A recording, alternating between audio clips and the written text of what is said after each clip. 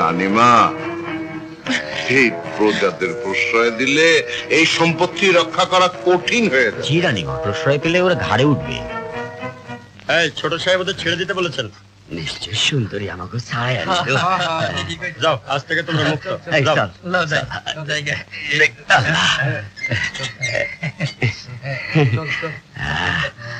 আজ থেকে মুক্ত আমরা। বাবর দাঁড়াও,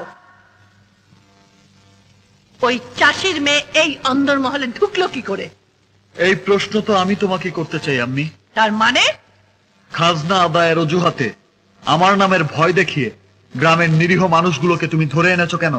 কি বলতে চাস তুই? তুই কি ভুলে গেছিস যুগ যুগ ধরে যে পদ্ধতিতে আমরা খাজনা আদায় করি তার কথা? ওই ফকিন্নির বাচ্চা নিশ্চয়ই তোর কানে এমন বিষ ঢেলে দিয়ে গেছে যার জন্য তুই এমন কথা বলতে পারিস। না আম্মি, সুন্দরী আমার কানে বিষ ঢেলে দেয়নি, সে আমার অন্ধ চোখকে খুলে দিয়ে গেছে। আমি বুঝতে পারছি ওই হারামজাদি ইনিয়ে বিনিয়ে সব মিথ্যে কথা বলে তোর মাথা খারাপ করে দিয়েছে। না আম্মি, মাথা সুন্দরী খারাপ করেনি, মাথা খারাপ করেছো তোমরা আর তোমাদের শাসন পদ্ধতি। বলতে পারো আমাদের পূর্বপুরুষরা কি এমনই অত্যাচারী জুলুমবাজ ছিল? জুলুমবাজ বলছিস কেন? এটা তো জমিদারদের নিয়ম।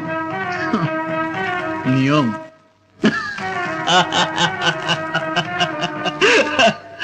নিয়ম? তাহলে নিরীহ গরিব প্রজাদের উপর অত্যাচার করাটাই নিয়ম? আর ওই অত্যাচার করেই কি আজ আমার বাবা মানসিক বিকারগ্রস্ত মানুষ? না, তা ঠিক না। আমি বলছিলাম ওই সমস্ত গরিব ছোট লোকদের প্রশ্রয় দিলে একদিন এই জমিদারি লাটে উঠবে। আসলে লাটে উঠবে ছোট সাহেব। জমিদারি লাটে উঠলে উঠবে, তা নিয়ে আমি মোটেও চিন্তিত নই। সুন্দরীর রূপে কি ছোট সাহেব পাগল হয়ে গেল? ভবিষ্যৎ অন্ধকার রানীমা, যা কিছু করা তাড়াতাড়ি করুন। ডাক্তার!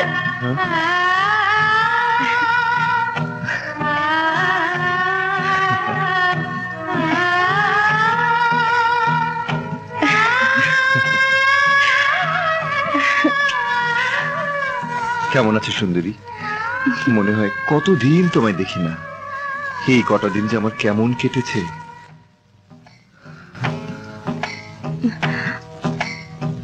সুন্দরী, সুন্দরী কি হয়েছে তোমার? কপালে কিসের দাগ?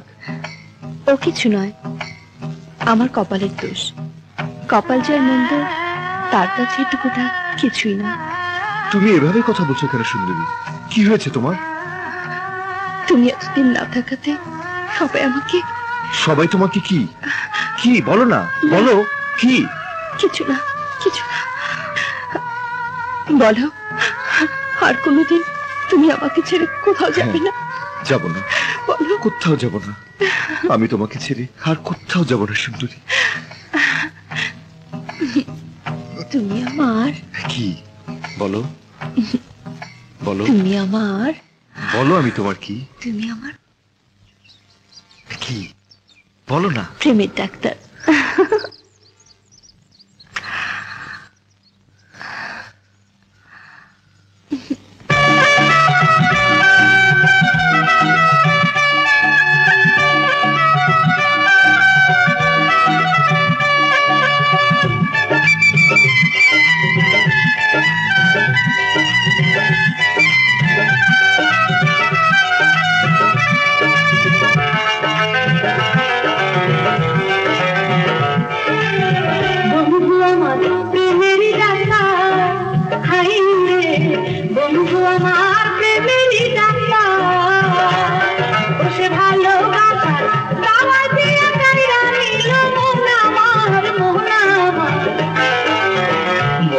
আমার প্রেমের চেম্বার, হায় রে মনটা আমার প্রেমের চেম্বার।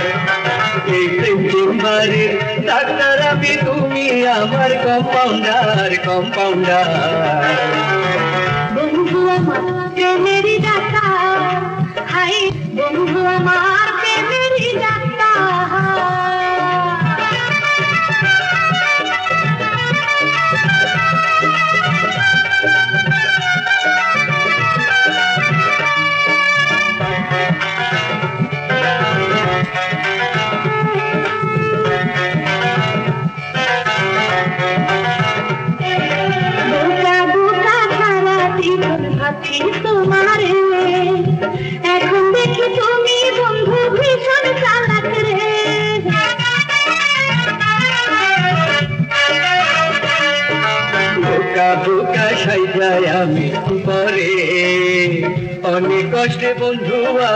পাইছি তোমারে। এই প্রেমের গানে ইঞ্জিন আমি তুমি কাকা ড্রাইভার ড্রাইভার। মনটা আমার প্রেমের চেম্বার। হাই রে বন্ধু আমার প্রেমের যাত্রা।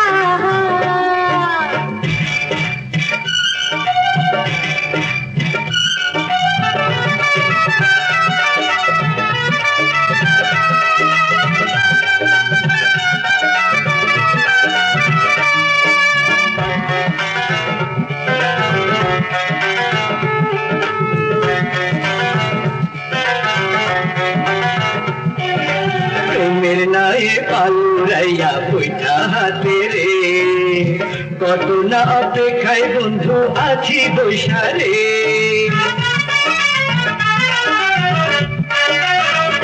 হায় হায় প্রেমের গান গেয়ে এখন আমার আইতে জুয়ার রে। দেরি করলে পাইবা না আর খুশি না রে। ওই প্রেমের গানে তোমায় দিয়া দুটি বুঝে এইবার এইবার। মনটা আমার প্রেমের চেম্বার। হায় রে মনটা আমার প্রেমের চেম্বার। এই প্রেম চেম্বারে ডাক্তার আমি তুমি আমার কম্পাউন্ডার কম্পাউন্ডার। বন্ধু আমার প্রেমেরই ডাক্তার। হাই রে বন্ধু আমার প্রেমেরই ডাক্তার। বসে ভালোবাসার দাওয়াই দিয়ে তাইরা নিল মন আমার মন আমার।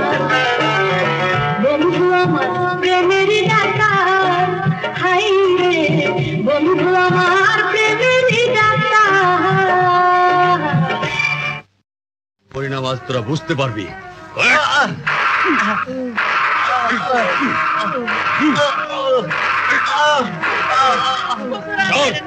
এই নিয়ে চল।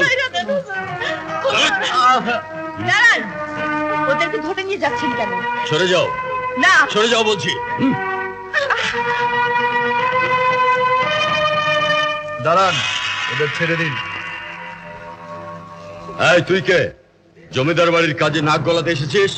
আমি যেই হই না কেন, এভাবে ওদের ধরে নিয়ে যাচ্ছেন কেন? ওরা তো বলেছে ওরা অভাবে আছে, তবু জুলুম করছেন কেন? এই আমি পাঠান বলছি। তুই বোধহয় জানিস না, ছোট সাহেবের নির্দেশ অমান্য করলে তাকে ফাঁসিতে ঝোলানো হয়। তাই না? আচ্ছা, ছোট সাহেব কি সত্যি সত্যি এদের ধরে নিয়ে যেতে বলেছে? হ্যাঁ অবশ্যই বলেছে। তুই কে? এত প্রশ্ন করছিস? জানিস এর পরিণাম কি হবে?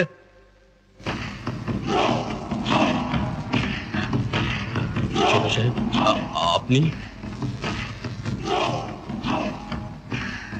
পাঠান, আমি জানি জমিদার বাড়ির অনেকেই মিথ্যে বলে, প্রজাদের নির্যাতন করে। তোমাকে অন্যরকম জানতাম। যে কটা চাবুকের বাড়ি তুমি ওদের দিয়েছ তা আমি তোমাকে ফিরিয়ে দিচ্ছি।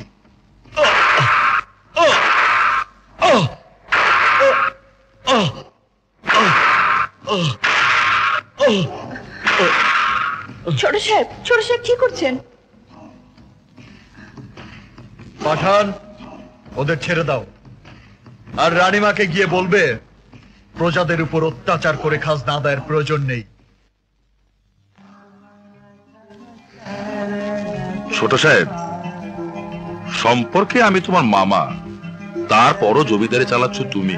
সম্পর্কের খাতিরে আরো কিছু বলবেন মনে হচ্ছে। বলছিলাম কি, তুমি যেভাবে জমিদারি চালাচ্ছ তাতে করে কি জমিদারি থাকবে?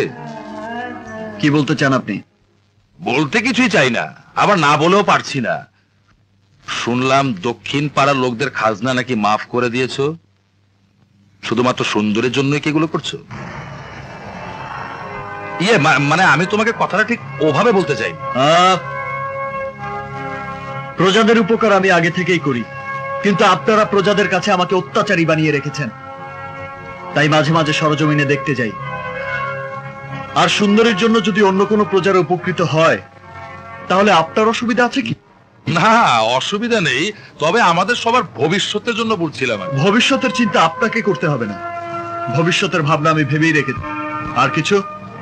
না না, জবাব তো পেয়ে গেলাম।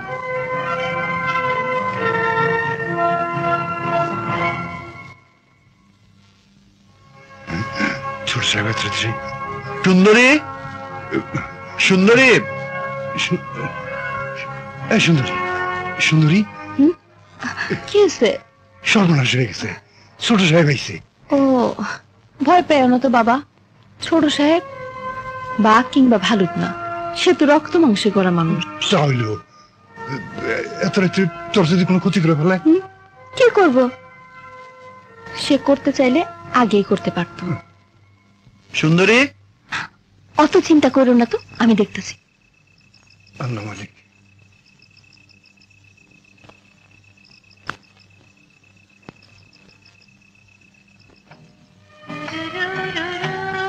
ছোট সাহেব, এত রাতে আপনি, জরুরি কোনো বিষয় আছে নাকি? মন বলল তোমাকে দেখব, তাই চলে এলাম। বাহ, চমৎকার খেয়াল খুশি আপনার। জানতাম রাজরাজারা তাদের খেয়াল খুশি মতোই চলে, কিন্তু আপনাকে তাদের চাইতে একটু আলাদাই ভেবেছিলাম। কেন, আমি কি আলাদা নই? তাছাড়া আমি তোমার কোনো ক্ষতি করেছি? ক্ষতি করেননি ঠিক, কিন্তু পানিতে ব্যাঙের গায়ে ঢিল ছুঁড়ে ছোট ছেলেমেয়েরা যেমন আনন্দ পায়, ব্যাঙের হয় মরণ দশা, তেমনি আমারও হয়েছে সেই দশা। কি বলছো তুমি? বলছি, এই মধ্যরাতে অবিবাহিত একটি মেয়েকে এভাবে ডাকাডাকি করলে যেমন অন্যায়, তেমনি তার জন্য অপবাদও বটে। শোনো, আমি হচ্ছি এই তল্লাটের অধিপতি। তোমাকে অপবাদ দেবে বা কেউ কিছু বলবে এমন দুঃসাহস কারণে। সে আমি জানি ছোট সাহেব, তারপর এত রাতে যখন এসেছেন ভেবেছিলাম খুব বুঝি জরুরি কিছু, কিন্তু কি বলবেন তা তো বললেন না। বলতে চাই, কি বলুন, থেমে আছেন কেন? বলুন না, কি বলতে চান আমাকে? বলুন না ছোট সাহেব। সুন্দরী, আমি মনের কথা মনেই থাক, বললে যদি মিথ্যে হয়ে যায়। আসি।